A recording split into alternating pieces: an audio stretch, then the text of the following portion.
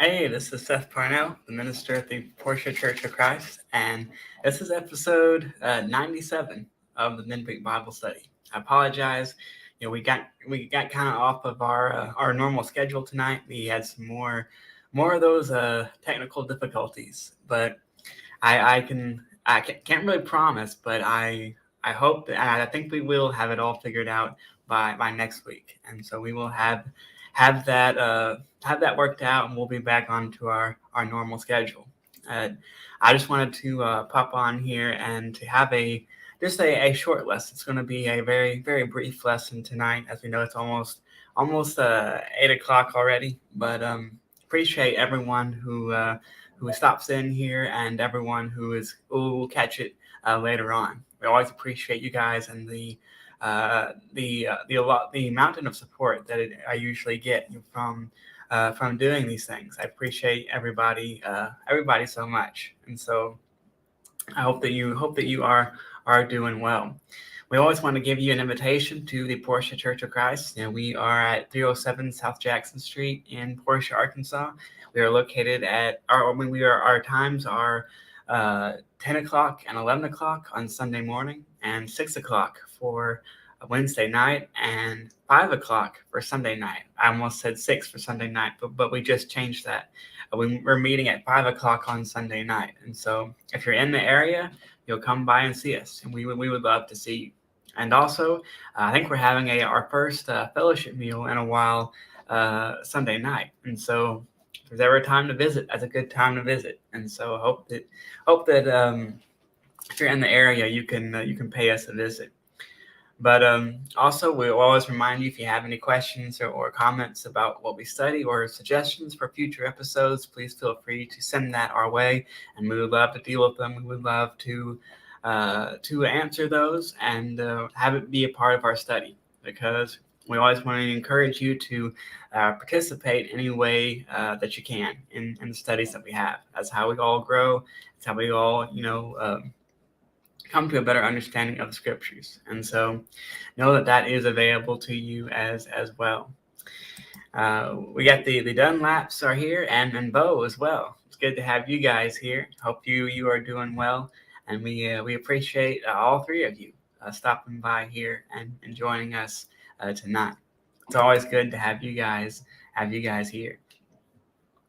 We're going to take a brief look here tonight at a Luke chapter 10. It's a passage that is it's pretty. It has a lot. There's a lot going on in Luke chapter 10. We're going to take a look at the first part in verses 1 down to about verse 12. And we know that Jesus, he had some very interesting interactions. We know the ministry that he had, it was something that there's a lot of things that kind of came together in order to make it happen, like it did. We know that Jesus would often go from town to town. Sometimes he would meet with sinners and with tax collectors, and sometimes he would meet with Pharisees and with the lawyers of that day. He did a lot of different things. But here in Luke chapter 10, we find him doing something, that is pretty important and pretty special to his ministry. He's going to send out his disciples as kind of a forerunner, as kind of a precursor to his ministry before he arrived in a certain town. Let's read the text here in Luke chapter 10 and verses 1 down to about. We're not going to read the whole thing, down to about maybe verse 4 or verse 5. Yeah, verse 5.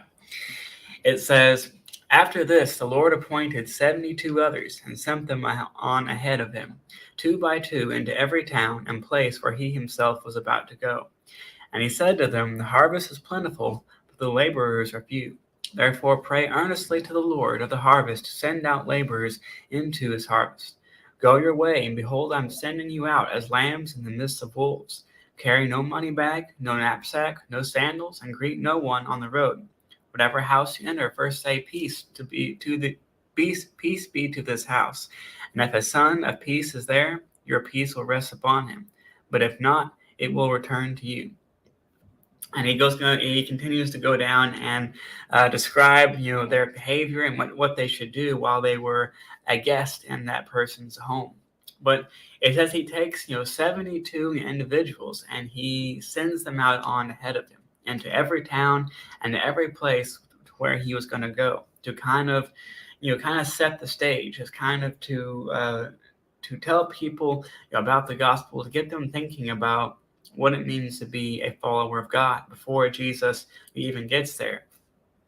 Oftentimes, when we think of the term, forerunner, or we think of someone who paved the way for Jesus, we think of John the Baptist. He was someone who is known for that. He was someone who the Bible describes who did that, very well for a large portion of Israel. He went out into the wilderness and he preached, repent, for the kingdom of heaven is at hand. And people came out in large crowds to hear what he had to say. And he baptized them with a baptism of repentance out there near the Jordan River. And he was someone who got people thinking about, what can I do to be a follower of God? What can I do in order to be right in his eyes, to be righteous, to be a person who is going about the way that they should? And Jesus, he describes John as someone who is a great prophet, one of the greatest prophets to ever walk the earth, because he did such a great job in doing that. And here, Jesus kind of uses the same principle. He sends out these 72 individuals to kind of do the same thing that John did, to go out and to kind of spread the gospel and set the stage before he would arrive there. And he says, that very, very well-known line. He says, "The harvest is plentiful, but the laborers are few," there in verse 2. And it makes you think, when he says that, what does he mean by, the harvest is plentiful? We're familiar with the kind of the agricultural imagery that he uses in order to kind of get across this point. But what does this mean when he says, the harvest is plentiful? Jesus, he describes, the world. He describes, the people that they're going to interact with, as a harvest. And he says that this is something that is plentiful. Like you're not going to have to go out and search for someone and search hard for someone who will be receptive for the gospel. But there's going to be a lot of people who want to hear what you have to say. And so if you're going to go out there and you're going to put in the work, there's going to be a bountiful harvest for that. But he says the laborers are few. There's few people. There's not very many people who are going to go out and collect that harvest. And so the even more responsibility falls upon them.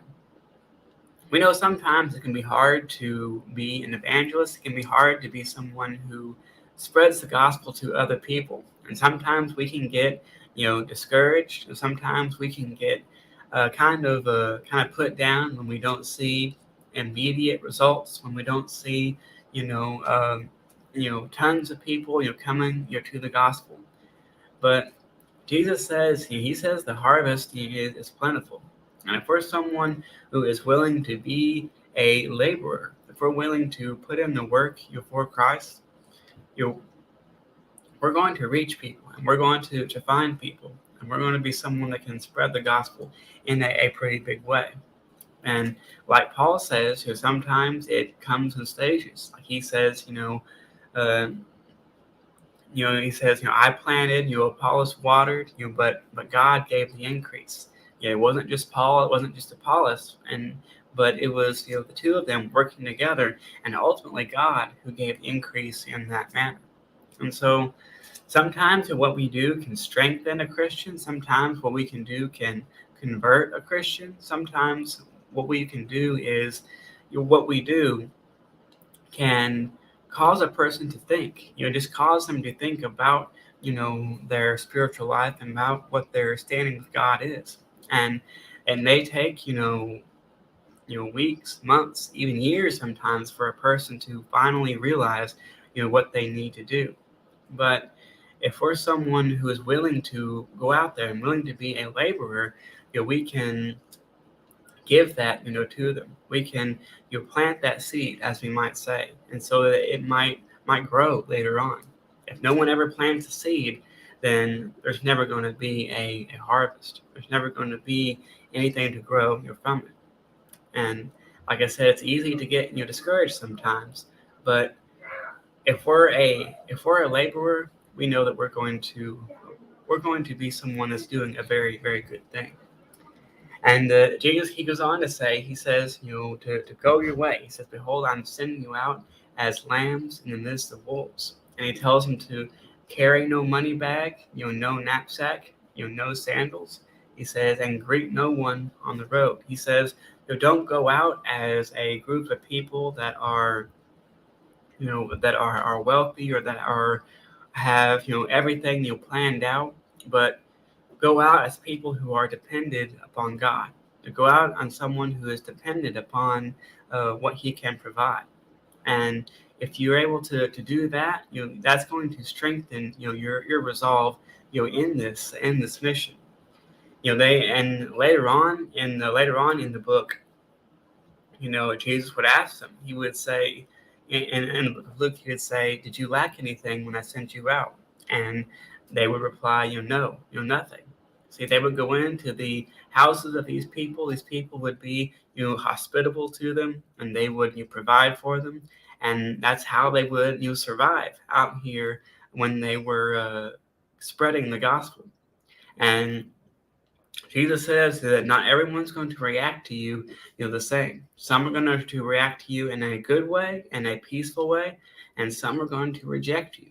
Some are going to reject the very notion of the gospel and the necessity of being someone who follows God. And then so you need to be ready for that. In fact, if you go down to verse 10 here, he says, "But whenever you enter a town and they do not receive you, go into its streets and say, even the dust of your town that clings to our feet, we wipe off against you. Nevertheless, know that the kingdom of God has come near. I tell you, it will be more bearable on that day for Sodom than for that town." And if you know, Sodom and Gomorrah were two cities that were destroyed, by God, and they were destroyed completely, wiped off the map because of their wickedness, because of their iniquity. And he says that they're going to be, it's going to be more tolerable for those individuals than for someone who heard the gospel and willingly, rejected it. It's one thing to never hear about the gospel, and it's another thing to hear and understand, what God requires of you, and still completely reject that. And so he says, he basically says you can't change someone's mind. If you give them the gospel and they still reject it, then sometimes you just have to walk away. and you have to leave them, leave them with that, because ultimately, when a person becomes a Christian, that's a decision that they have to make, and they have to make alone. No one can make that decision for them. No one can, be a follower of God for them. That's an individual decision that a person, has to make. And it's something, that sometimes you want to make a decision for somebody. You want to, just try to convince someone that just won't take those steps in order to obey the gospel. But God is someone who gives us free will. He gives us the ability to make a choice, and we have to respect that sometimes, even when we know the consequences of it. But there is a plentiful harvest out there, and there is a very, very big need for laborers, for people who will go out and do the will of God and be someone who is able to enact his will here on this earth and spread the gospel wherever we can. And so if you're someone who desires to be a laborer, desires to be someone who spreads the gospel, you desire a very good thing. And we certainly want to help you and want to be someone who encourages you all the while. Don't ever get discouraged by maybe a lack of results or a lack of people listening to you, but be someone who perseveres in this venture, and don't give up on spreading the gospel, because it can change a person's life. And even if just one person comes to the gospel from your efforts, that's a difference between life and death. And that's something that you cannot weigh, you cannot measure the difference that is. And so that's the importance of this task cannot be quantified in some manners. And so we definitely encourage you in everything that you do. I think we're going to end off there. As like we said, this was going to be a short episode tonight. And like I said at the beginning of our study, we were supposed to have Brian Keller on here again, but we had some more technical difficulties. But I think we have it figured out. I think we have the issue down, and we're going to get him on here eventually. And I know you'll enjoy what he has to say. He's of course the minister over at Ravenden Church of Christ, and so I know that you appreciate his insight. But on that, we got some other guests who are coming up, later on, and so I hope you will continue to study with us, and we always enjoy having you stop by here. But until then, we will be back here next week for another episode, and we'll start at 7:00 next week, and we'll be back on our regular schedule. But I hope this is something that has, like I said, that has benefited you, and hope this is something that has maybe helped you out a little bit, encouraged you as you go along and walking in that narrow road. But until next time, we hope you go out. Hope you can be the light of the world and be the salt of the earth, and hope you can glorify God in everything that you do. We'll see you next time.